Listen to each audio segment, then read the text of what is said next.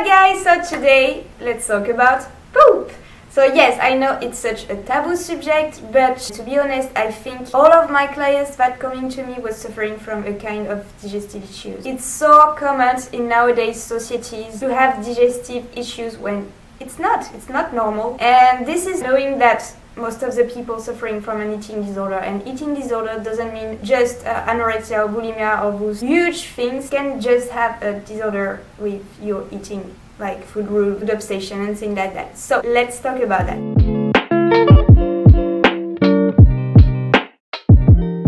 So first, I want to briefly introduce you what your gut bacteria and things like that. There is so much things to tell on this subject, but I will try to keep really quick. So different type of gut bacteria produce different type of food. Paradoxically, the food we eat also affects the gut bacteria we have in your gut, because then the gut bacteria produce the fundamental chemical that drive our metabolism and muscle. The food we eat is directly linked to our mental or physiological and or physical health. Your health is linked with the gut bacteria you have in your gut, because yes, your gut bacteria produce different kind of hormones, and hormone is like the chemical messenger that is traveling through all your whole body, and hormones plays a role in everything in your body basically. Just a quick stop because I forgot to mention that in the video. So if you want to know more about all those hormones, and especially our hormones can affect the way of your eating as well as your weight loss and weight gain, you know, like why you are craving certain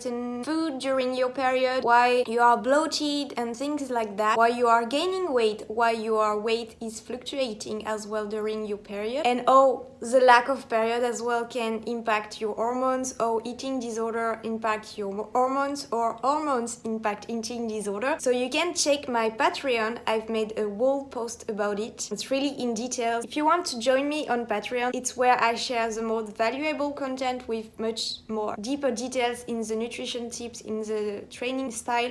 I'm also way more personal, where I share what I personally eat, my personal workout. The aim is to build a community where I can share more particular and personalized advice instead of being general on this channel. So I let you check, and the link is down below. I let you with the other part of the video. And yes, my hair was full of coconut oil, if you are wondering. I always question myself when I edit, like, why do you always choose the worst day to film?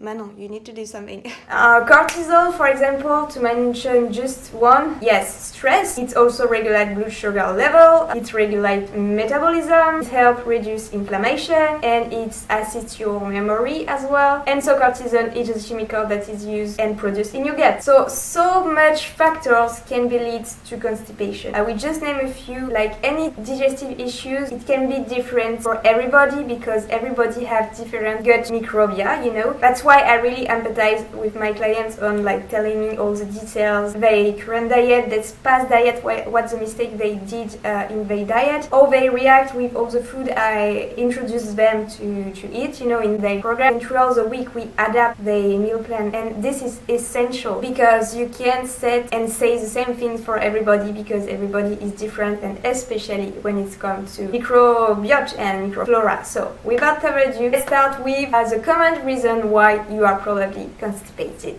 What is time to fiber up? So this is the most common one. This is why I talk about it first. So moving your bowel movement require fiber. So fruits, veggies, whole grain, all of them are your best friend forever. Okay guys, so go easy on the meat, on the dairy things, on the processed food like refined product, or go vegan and save life and environment in the same time. Fiber is in pretty much all plant food, all whole food, so in fruit, veggies, in one grain, in nuts and seeds, in legumes. All fiber are not the same, so there is two different kind of fiber, the soluble and the insoluble. Both are indispensable, and you just need a good balance between both. Luckily, in fruit, veggies and whole grains, usually there is a good balance already between those two types of fiber. Soluble fiber will help you to absorb the nutriment for food, and insoluble fiber will more help you to add bulk to your stool, so it can pass more quicker and easily through your intestine, and you can poop easily. I don't know. And nature is well made because most plant food have a good balance between those two types of fiber. High level of solid fiber includes beans, dried fruits, citrus fruits, apples, strawberries, peas, potatoes. In solid fiber food, which are wheat, whole grains, cereals, seeds, the skin of many fruits and vegetables. So, sorry short, eat a variety of whole food and you are fine with it. And eat enough, because you can eat whole food, but if you eat just 10 grams of oat, it won't make anything to your stool. But just careful, too much fiber can lead to constipation as well, especially if you're eating too much solid fiber, so be careful with that as well. Too much fiber can also lead to other kind of digestive issues, so constipation, but also diarrhea, and have dehydration. So when you are eating a lot of fiber, make sure to drink a lot of water as well, because it's like that, but you can make it through your intestine and bowel movement. It can also lead to intestinal blockade, bloating, cramping, a lot of gas. It can be an issue when you are going vegan or you are new to veganism because you are not used to all this much fiber. So take your time, go easy on the fiber and slowly building them up. Also see what kind of food is working for you or is not, and listen to your body. Second one, how is your mental health? Because yes, we all say gut is our second brain, but it goes hand in hand. Stress, always on the go, eating disorder, depression, anxiety. Remember cortisol? Where is it produced? In the gut. All of that can disturb your bowel movement. It's often suppress the gastrocolic reflex, which is an unconscious action, like your intestine will squeeze to make you to pass through your intestine, and all of that increase constipation, EBS, and decrease serotonin. And did you know 90% of serotonin is produced in your gut? Third one, eating disorder. Yes, I'm talking about that again because it's such a taboo topic as well, and often doctors of medicine forget about that because they are not aware of that. They are not used to work with people like that. Like if you go to your doctor and you are telling your symptoms, he can tell you you have IBS, but no, you just have an eating disorder, an imbalanced gut microbiota. Like with all what you have been through, it's normal to have digestive issues. There is no doubt that eating disorder is a source of stress to your body. From undereating, binging, hurting maybe, overeating, all the anxiety, the depression and all of that beyond that, your body is out of balance to say the least. Eating disorder regroup all. Poor mental health, poor health in general, unbalanced nutrition, often cutting one category of food or restricting or just not eating, not enough food, unbalanced hormones, a lot of stress with your training, you are stressing your body by overtraining often. It's all the recipe to get digestive issues. I mean, it's the first thing to check before focusing on meaningless details. You have an eating disorder, be honest with you. If so, this is the cause of all your issues. It's not the gluten, it's not the soy, okay? Don't look for supplements or pills that will heal you. No, heal your brain, heal your mind. Take care of your body again and you will see things will get better and better. And have been through that, don't hesitate to ask my help if you want to. Like, I know it's a nightmare when you try to recover, but you have such pain, digestive issues that block you. Even if you want to recover, like, it's stepping you back, but don't make the same mistake that I did, and it took me years to get through that. So yeah, just I understand you.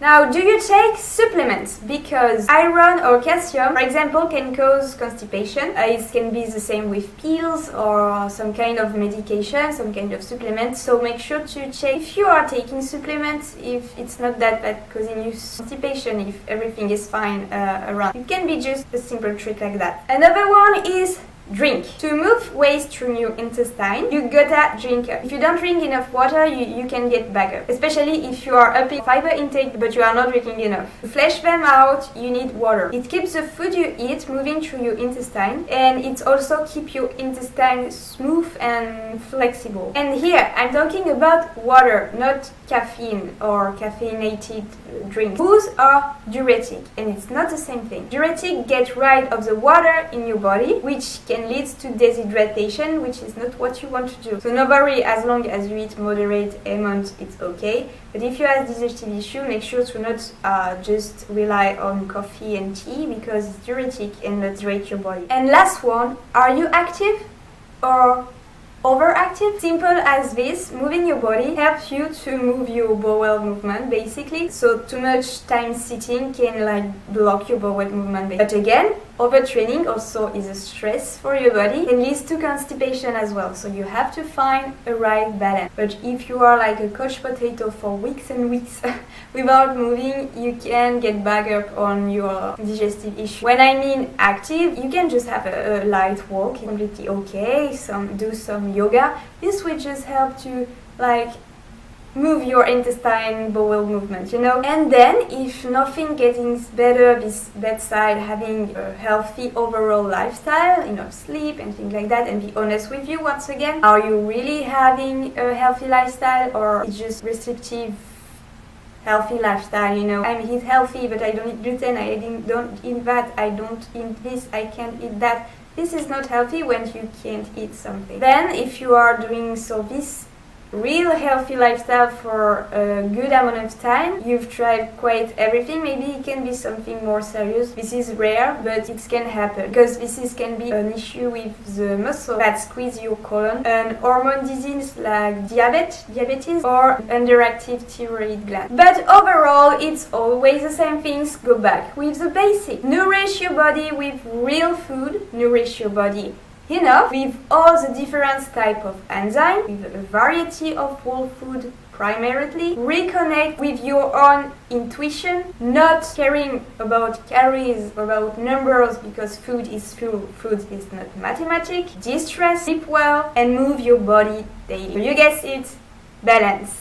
Like everything. That's it. Again, if you have tried a little bit everything, you are really lost, I really feel you because I've suffered from it for many years. I can help you. Eating disorder and people with digestive issue is what I'm like specialized about, if I can say like that, because it's typically the case of clients coming to me, so don't hesitate. I really hope you appreciate this video. Tell me if there is any question or any subject you want me to talk about next time, and yeah, I love you so much and thanks for watching once again. Bye!